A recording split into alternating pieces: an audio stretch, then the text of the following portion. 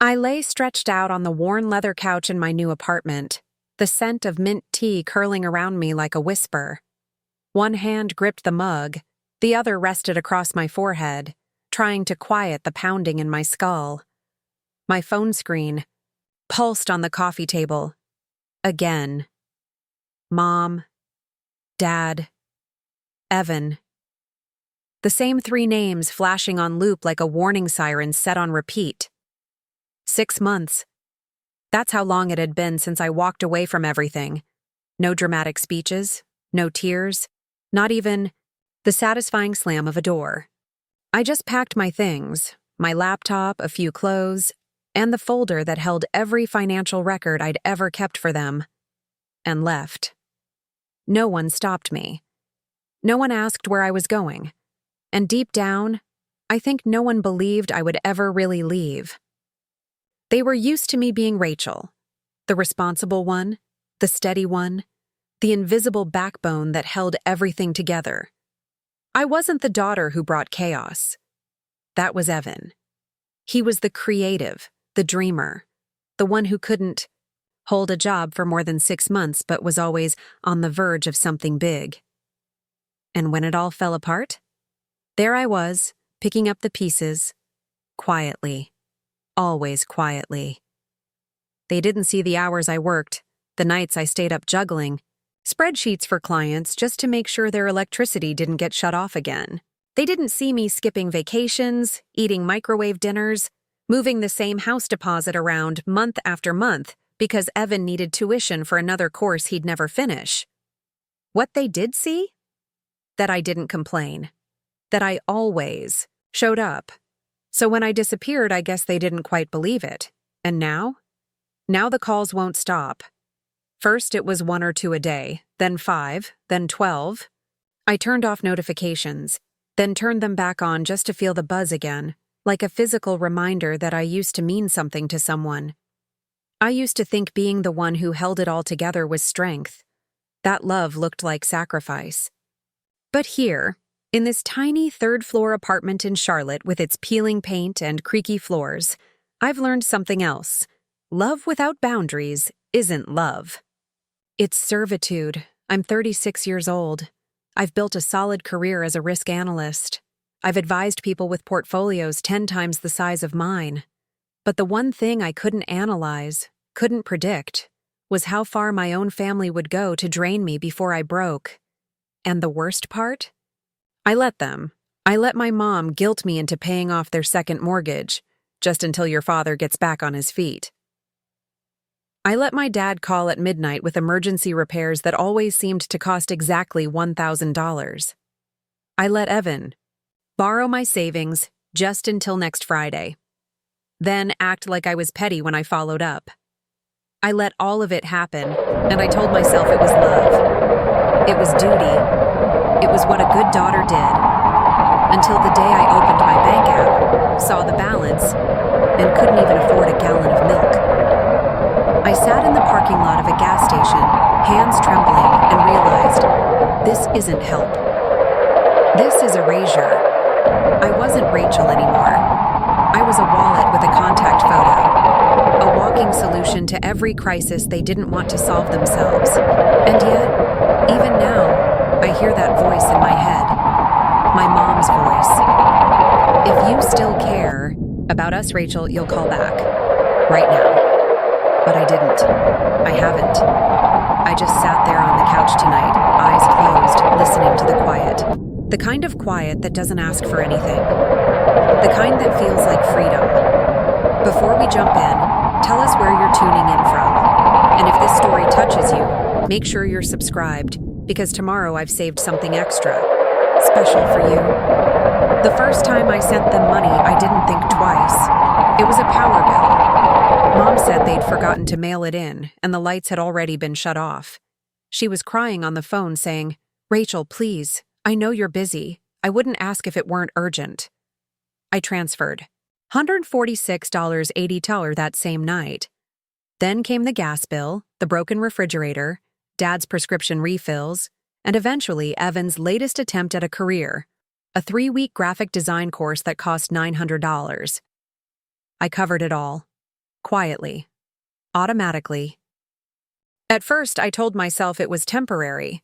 They were just going through a rough patch. Everyone hits a wall now and then. But temporary turned into routine, and routine turned into expectation. Somewhere along the line, they stopped asking. They just started assigning. Evan's car broke down. Can you wire him $300? Your dad's root canal is this Friday. We've already booked it, just send the amount.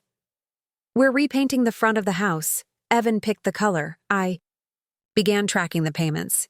Not because I planned to ask for any of it back, I knew better, but because part of me needed to see it laid out. I needed the numbers to confirm what I already felt deep down. I was being drained, not just financially, but emotionally. My savings account bled out in small cuts, grocery runs for them, new tires for Dad's truck, a birthday cake Evan picked up on my card. The balance never stayed steady. Every time I got close to catching my breath, something else popped up. Still, I told myself, this is what you do when you love someone. This is what being strong looks like. But I couldn't stop remembering the way my family acted when I announced I was saving for a place of my own. Mom frowned. Rachel, sweetie, are you sure? You live alone. People will start thinking, no one wants to marry you. I didn't answer, just smiled tightly. But I remember feeling the air shift. Like a door I didn't know was open had just slammed shut in my face. Then came the call about the mortgage. Dad's voice was low, almost rehearsed. Rach, we're in a tough spot with the house. There's been some confusion with the bank. And, well, we're a few months behind. They're talking foreclosure. I felt my chest tighten. That house wasn't a mansion, but it was where I'd grown up, where I had my first sleepover, where my dog had been buried in the backyard. And now it was in danger. How much? I asked. The answer came quick, like they'd been waiting for me to say it. About $940 a month, but just for a while, until we get back on our feet. I said I'd think about it. But that night, I canceled the apartment deposit I'd been saving for and made the first payment.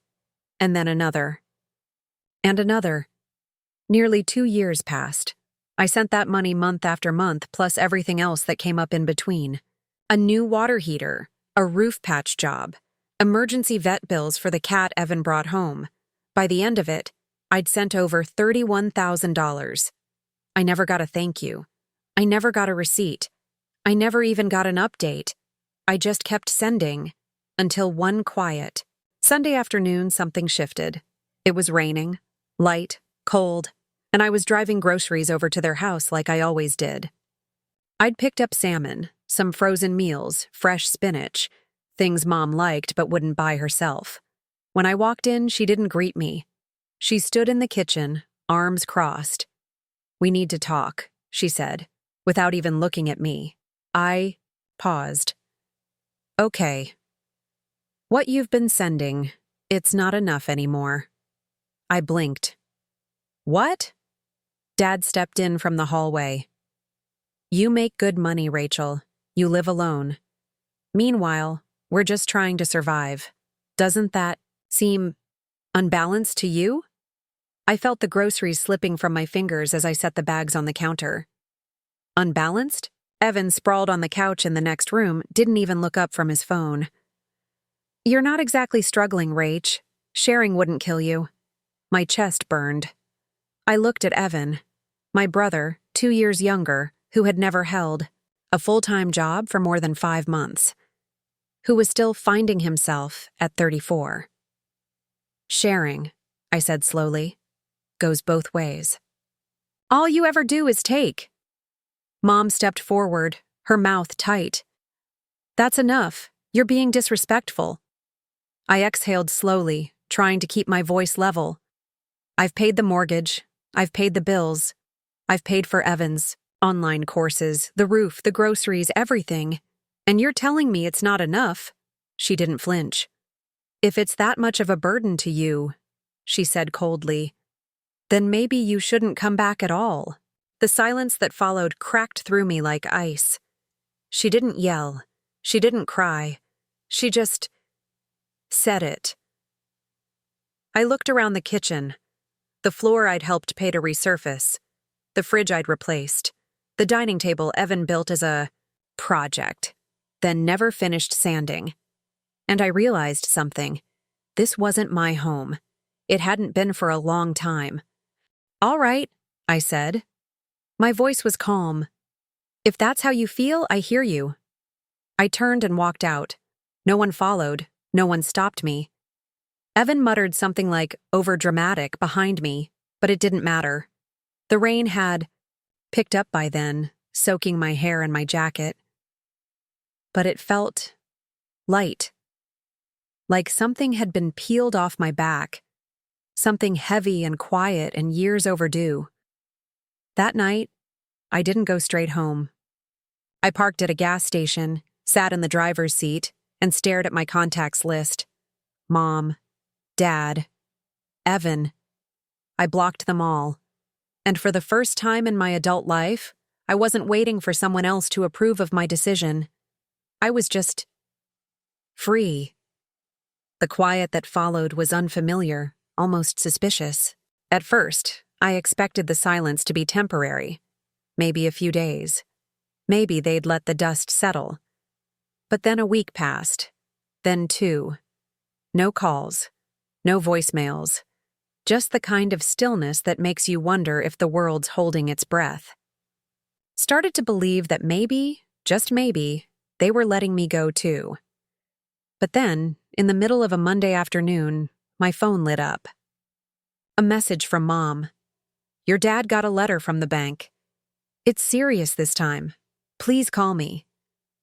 I stared at the screen, not because I was surprised, but because I already knew what the call would be about. Another emergency, another bill, another chance to fix something they'd let fall apart. I didn't respond. A few days later, Dad called, then Mom, then Evan. Voicemails piled up like unpaid notices.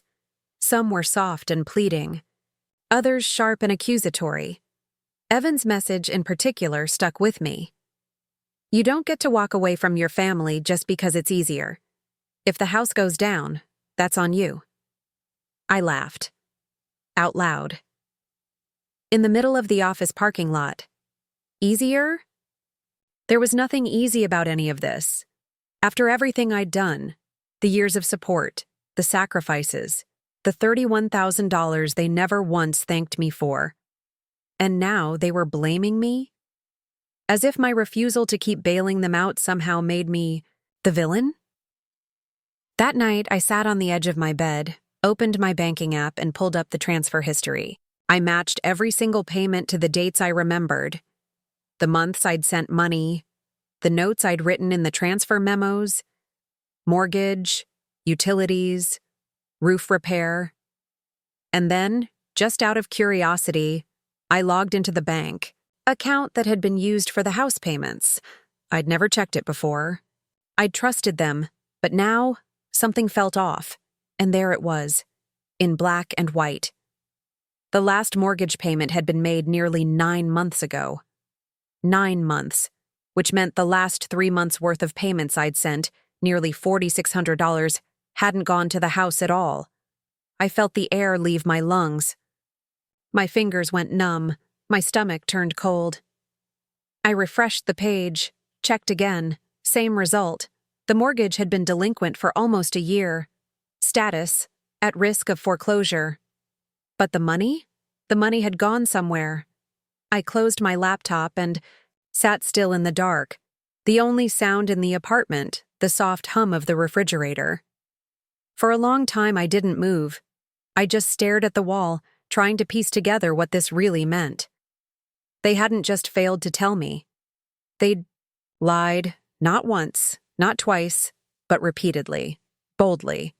I wanted answers. So the next morning, I called the bank myself. I explained that I'd been assisting with the payments and wanted to check the account status. The representative, polite but firm, confirmed everything I feared. "No, ma'am. That account has not received a full mortgage payment since January. It's currently flagged for collections. I thanked her and hung up, and then I cried. Not out of sadness, but because the betrayal finally felt real. It wasn't about the money anymore. It was about trust, something I'd handed them without question, something they'd treated like it was disposable. That night, I didn't wait. I called Dad directly. He answered on the second ring. "Rachel," he said. His voice was low, guilty. "I guess you found out." "I did," I said. "The mortgage hasn't been paid since January. I kept sending money." "Where did it go?" There was a pause. A long one. "I know you're upset," he began. "But we had to make choices. Your mom needed some dental work. Evan's car was barely running. And, well, he needed something to get back on his feet. I could barely speak." "You used the mortgage money to buy Evan a car?" Dad sighed. "Not a new one, just a decent used car. He needed it to get to interviews." I closed my eyes. "You never told me. You lied." "Rachel," he started. But I cut him off. "You let me believe I was keeping you from losing the house. You begged me, pleaded, made me feel guilty. And then you used the money for anything but." That's when Mom got on the phone. Her voice was sharp, brittle. "Don't speak to your father like that. You don't understand how hard this year has been." "No," I said. "I don't, because I've been working 60 hours a week to cover a mortgage you weren't even paying." "You've changed," she snapped. "You used to care." "I still care," I said, voice steady. "I just stopped bleeding for people who pretend not to notice." She went quiet, and then Evan's voice cut in. "You're blowing this way out of proportion. You act like we're villains just because we asked for help." "No," I said. "You're not villains, but you're not victims either, and I'm not your solution," he scoffed. "You've always been dramatic." I smiled bitterly. "No, Evan, I've always been quiet. That was your mistake." And then, for the first time in years, I said what I should have said long ago. "I'm done. I won't be sending any more money. Not for the house. Not for gas. Not for groceries. You'll have to figure it out without me." "You'll regret this," Mom said. But her voice sounded smaller this time. Less like a warning and more like a wish. I hung up. Not in anger. In peace. The days that followed were eerily still. No more calls. No more texts. No more guilt-laced voicemails. It was like a faucet had been turned off after years of dripping nonstop. The quiet felt strange at first, like a sound I'd forgotten how to hear. But soon, I realized, it wasn't emptiness. It was space. And in that space, I began to breathe again. For the first time in my adult life, I woke up without a list of obligations that didn't belong to me. I brewed coffee in silence, sat on my tiny balcony overlooking the street, watched the light change across the buildings. No errands, no panic texts, no emergencies that only I could fix. My money stayed in my account. My evenings became mine. I started reading again, joined a weekend hiking group, even took a pottery class just because I could. I didn't tell anyone what had happened. I didn't post about it. I didn't vent. I just lived. But even peace comes with shadows. And some nights when everything settled and the city outside slowed down, the questions would creep in. Was I too harsh? What if they lose the house? What if one day I get a call that they're on the street, that something's happened? And, worse, what if they were right? I knew I couldn't go back, but the guilt found ways to knock. I avoided my voicemail for a while. But one rainy Wednesday, after work, I caved. I sat in my car, hands cold, and pressed play. There was one from, "Mom!" Her voice was sharp. "You'll regret this, Rachel. That house means everything to me. If we lose it, that's on you." Another from Dad. "We're out of options. If you don't help us this time, We could lose everything. And Evan, of course. Bitter, cutting. You're letting this family sink just because you want to prove a point. That's selfish.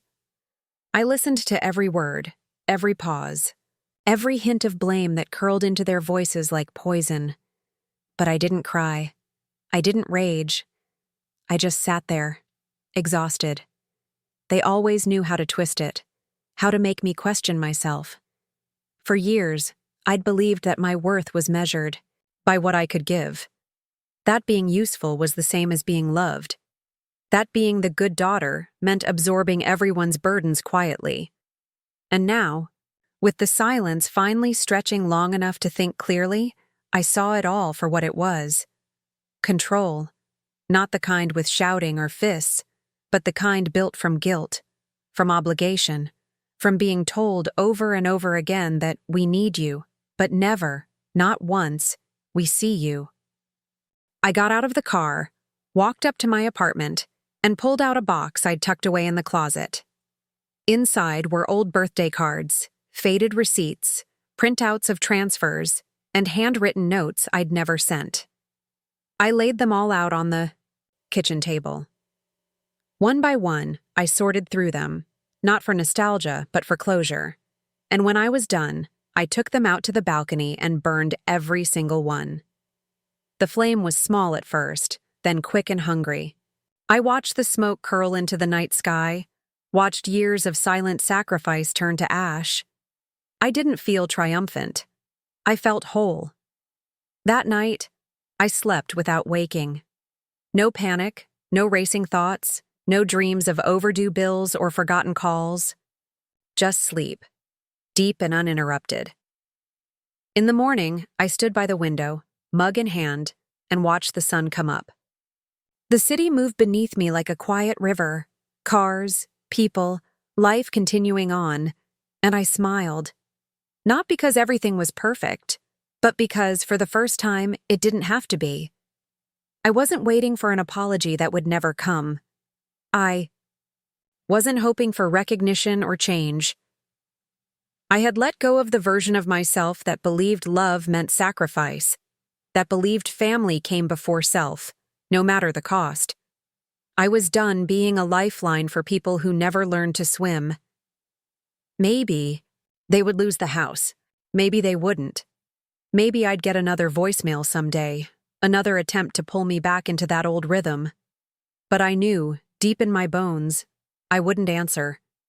Because I hadn't just saved them for 10 years. I'd lost myself in the process. And now, finally, I'd found her again.